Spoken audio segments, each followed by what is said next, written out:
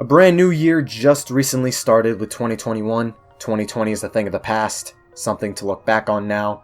And I just recently did a video discussing various games of the decade between 2010 to 2019. Go check that out if you haven't. I figured it was still worth a shot looking back and seeing what kind of games released within the past 10 years that are like, damn, those are some really good games. It's like a game of the decade list, basically.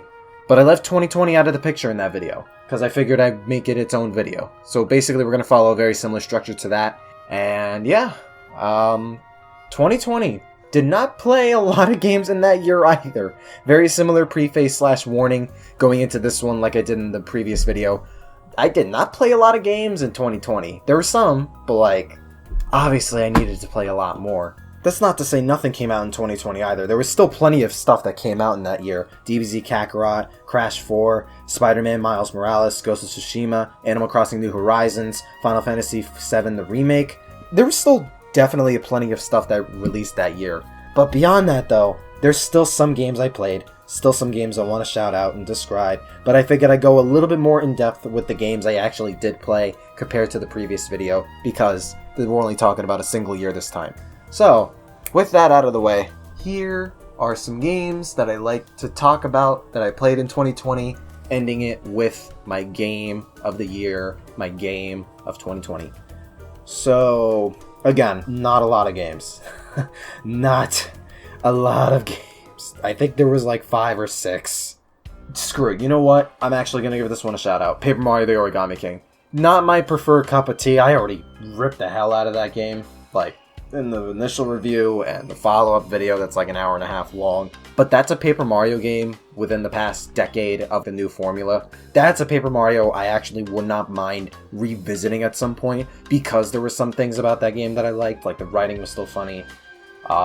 It still had a good structure, like similar to Thousand Year Door, it had a more natural sense of exploration to it. You're going from like one place to another, it's open. I guess it's more so 64 rather than Thousand Year Door. Like it wasn't linear like a world map, basically. Exploration was actually like kind of fun, exploring all these big ass worlds. It was good. I can't say much about the actual combat though. Then the exploration was still kind of slow in some areas too. But yeah, sure. Shouting out Origami King. Why not? Mario 35?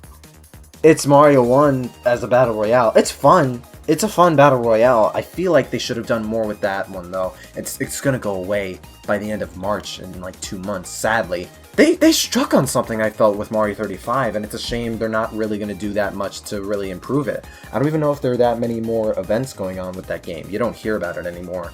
It kind of just came and went like the first week. But I had fun with Mario 35. It's literally the same game as Super Mario Bros., but you play it against 35 people. It's fun. It could get a little bit repetitive though. Not repetitive. It gets really slow. Because once you're down to like single digits, particularly like 5 players or less, it gets really slow. And it takes forever to try and make sure the other player loses, where it just relies on essentially a single mistake, just one small slip up, and that takes forever to happen, either from you or your opponent. There's a couple things they could iron out with Mario 35, I feel. I wish they did more with it. It's a shame it's not gonna stay just to like live past itself and like branch out itself, expand on the idea more, either add more players, do other game styles like Mario 2 or 3, etc, etc. It's a cute idea, novel game. Speaking of a game that died out really quickly, Fall Guys. Played the game over at my friend's house. I had a lot of fun with this game. It's a dead game now, don't get me wrong, I know. Among Us kind of came and killed the game. Not entirely. Fall Guys actually did kind of a crappy job at advertising. Especially with the Twitter account. Oh my god, the cringy Twitter account, bro. I hate it. I hate it. But the game itself, Fall Guys, I thought it was really cute, really fun. The way I envisioned it, it was basically Mario Party Online Battle Royale. I think there were around 20 different mini-games of sorts, or obstacle courses you had to go around. Some team, largely just obstacle courses you had to go through. It reminded me of Mario Party a lot, in how casual it was and how easy it was to get into. And I kind of wish it did better. the more it went on. I wish it advertised and marketed itself better, as well as maintained a steady life. I don't think the developers were expecting that game to take off as hard as it did, so it just fumbled the ball really hard, and then Twitter account just made things even worse, because it basically tweeted a bunch of like cringy, outdated Reddit memes. Like, oh my god, what's one off the top of my head? Something they tweeted. Haha, Redditus Momentus. Can I get some big chungus in the comments? That's literally something they would tweet. That's something they actually tweeted. Like, come on, man. That doesn't seem like very like 2019 or 2018. 2018 at least. Like, oh my god. That's only the tip of the iceberg too. But that was their only way of staying relevant because it took them forever to dull out Season 2 and Season 3, etc. Like, oh god, bro. It's kind of sad how that game went out, because after late August and most of September, it just fizzled out. And the game itself is good too. It just didn't update itself as quickly as it possibly could, or should. I mean, sure, development takes forever. I don't even think there was that many people working on the game. I think there was like 3, 5.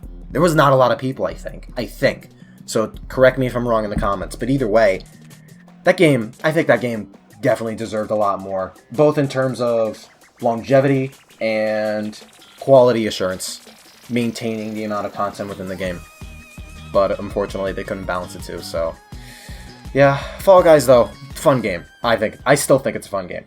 And even though this isn't necessarily a game that came out in 2020, it's content that came out in 2020 for a game that came out years ago that at least resonated with Nintendo fans in some manner. Smash DLC, end of Fighters Pass 1, and then the first half of Fighters Pass 2. That's at least something that happened in 2020. That was definitely a highlight for me personally, at least, so I feel like I kind of want to talk about that, at least for a little bit. They finished Fighters Pass 1 with Byleth at the beginning of the year. It's another Fire Emblem character. To be fair, it's apparently a Fire Emblem character that comes from one of, if not the best Fire Emblem games, period. And his/her moveset is radically different from any other Fire Emblem character in Smash Brothers. And it kind of represents like the various weapon classes you get in Fire Emblem. So there's at least that, but yeah, suffice to say, a lot of people did not like Byleth being the last character of the first DLC pass of nothing but all these weird, crazy, insane third parties.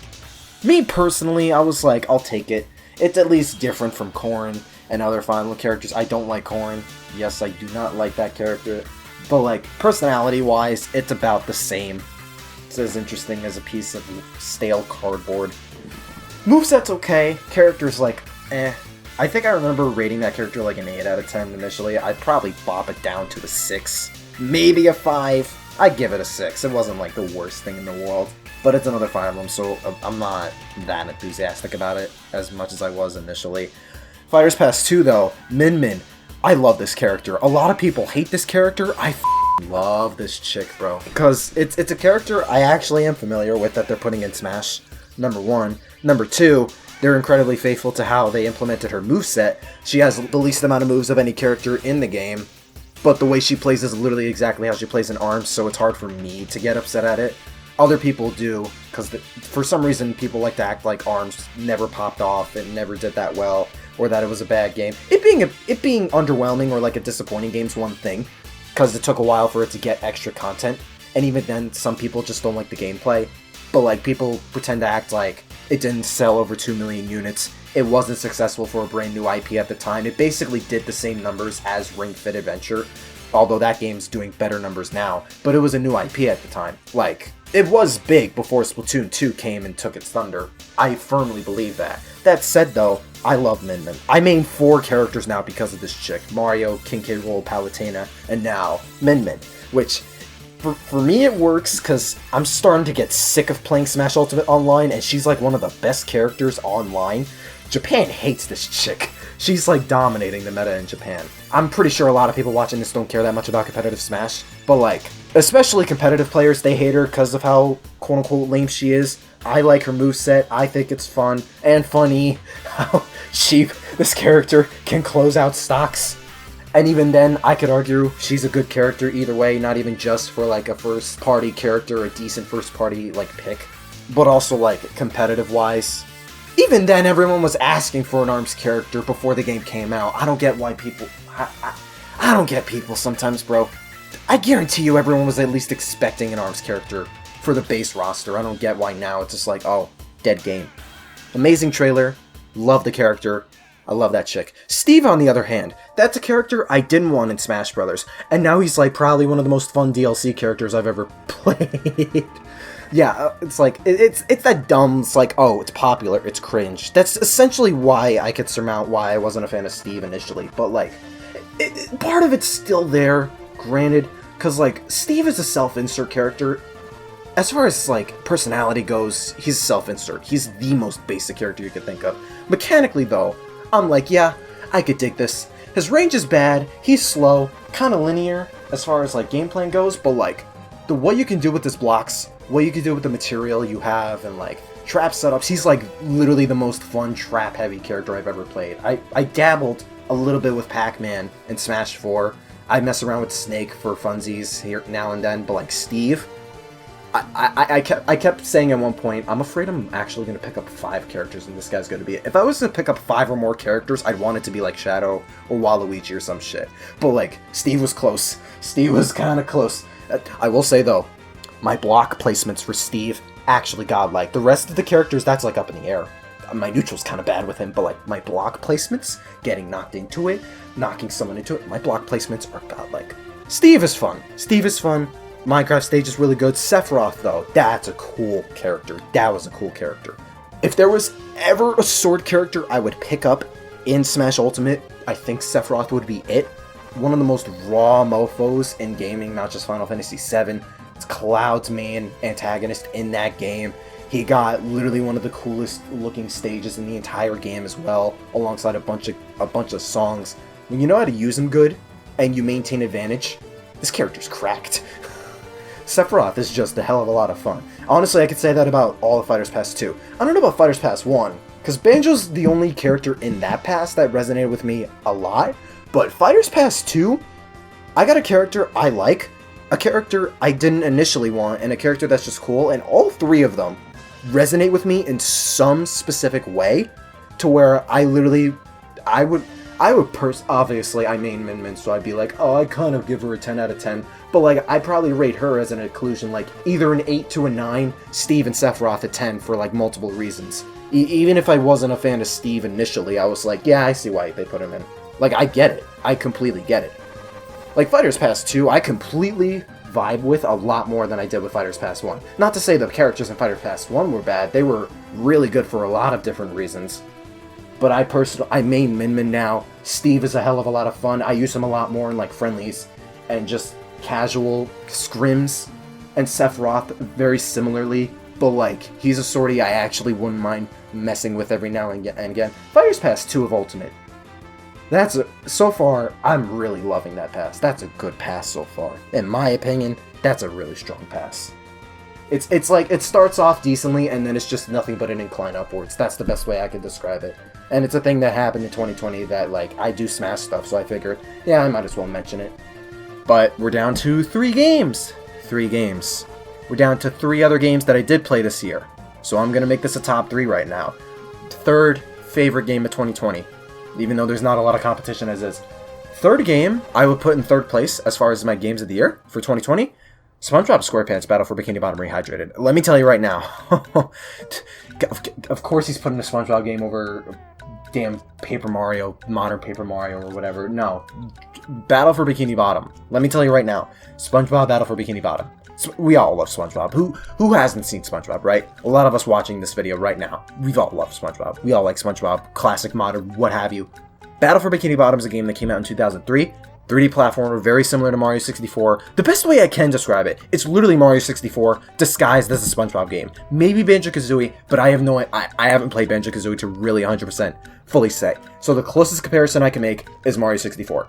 It's literally that disguised as a SpongeBob game. The level design's really good, the mechanics are really good, the voice acting and jokes and lines, all of it had that SpongeBob charm to it. Same for the graphical style, and like, there's a lot of nods and references to the actual show. It felt like an episode of the actual cartoon, along with just being a well-designed, really fun 3D platformer. Even though I think it was rushed, but Battle for Bikini Bottom back in the day. It gained a cult following. It's a really popular game. Not even just widely regarded as the best SpongeBob game. It was also like a popular game. It garnered a speedrunning community.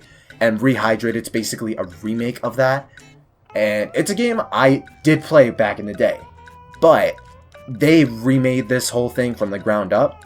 And in my opinion, I think it's probably better. Because visually, holy shit, does this game look absolutely gorgeous, for one thing. Number two, they stayed really true to the original game as much as they possibly could.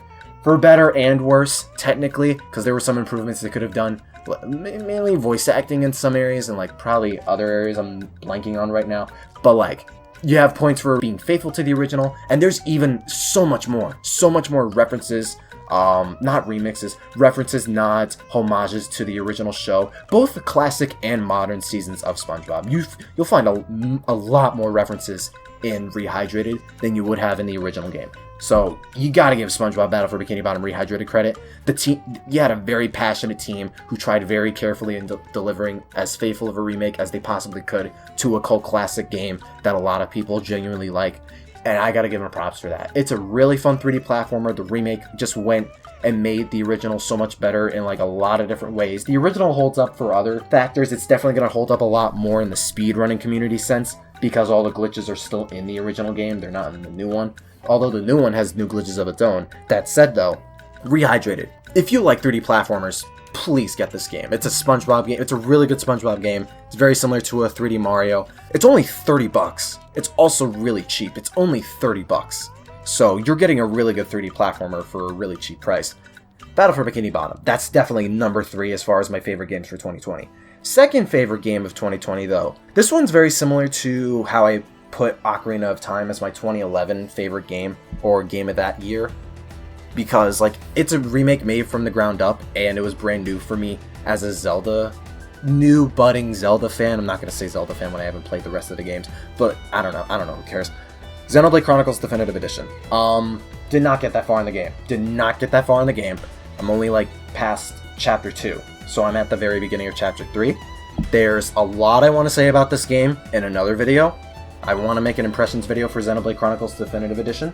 But this is also another remake, essentially. I don't know if this one was made from the ground up, but like they did put a lot of time and effort into it. And a game like Xenoblade is already so freaking huge. You might as well say it was made from the ground up. Either way, I'm completely new to Xenoblade. This is essentially my gateway into it. I hear a lot of people rave about the first game so much. And upon playing it, basically I can see what the hype is all about. The story, the scope, and the characters, all of that, oh my god, even within the first 2 chapters of the game, it is really freaking good, insanely enticing, really charming. Every single character so far is like really cute, really charming, really fun, really cool, as well as the world. I don't want to get too deep into it. Again, I have an impressions video planned for Xenoblade, but Xenoblade, there's something special. I know there's going to be something special waiting for me in store when I play through the rest of the game. I know that for a fact. The combat, though. I personally think it's okay. Rough summary. It's not going to be for everyone. I'm not going to get too deep into it again. Combat's something that's not going to be everyone's cup of tea for the speed it is. How, in some cases, you do have to think. In most cases, you kind of don't. You could just kind of chill. Let characters do their own thing because there are auto attacks. So there's that. The models though, oh my god, the models for the characters, those look really good. Graphically, all around the game is fine. It's the models that definitely shine, but the game is also very vibrant too. It is a pretty looking game. It's weird when I talk about the graphics with that game, because like I do like them, but like yeah, there are some like parts of it that's just like, yeah, it hasn't aged that well. Not necessarily with the game itself, but like just the textures. I feel like that's kind of a stigma for RPGs in general. I'm probably wrong on that. Dragon Quest XI S looks really good. So, I don't know. Sometimes I don't know what I'm talking about. But, I'm saving the Xenoblade stuff for its own video. Xenoblade Chronicles Definitive Edition though, that's easily my second favorite game of 2020. It probably would have been number 1 if I played a lot more of it. I'm gonna be honest, even if it would have butted heads with my actual GOTY, which a lot of you can easily guess. Either way, I think second place is still a really good spot for it, because for me, I'm brand new to Xenoblade. It's also a remake with new content, so there is technically new stuff in there, so I feel like there's some leeway with me putting this here. Either way, Xenoblade Chronicles Definitive Edition. Really good game. Even just the first couple hours of the game, I could say it's a really good game. Definitely worth picking up and trying out. It's definitely worth your time, even for as long as it is. It's really scary for how long it is if you're going for like everything, like side quests and whatnot. The main campaign, I think it's like 50, 60 hours, I think, which is pretty meaty for an RPG, either way. So, you're getting your money's worth at least. But, actual game of the year. Are you really surprised? Genuine question. A lot of you are probably going to say no. Bug Fables. Okay. So this is a game that came out in 2019 on Windows, on PC.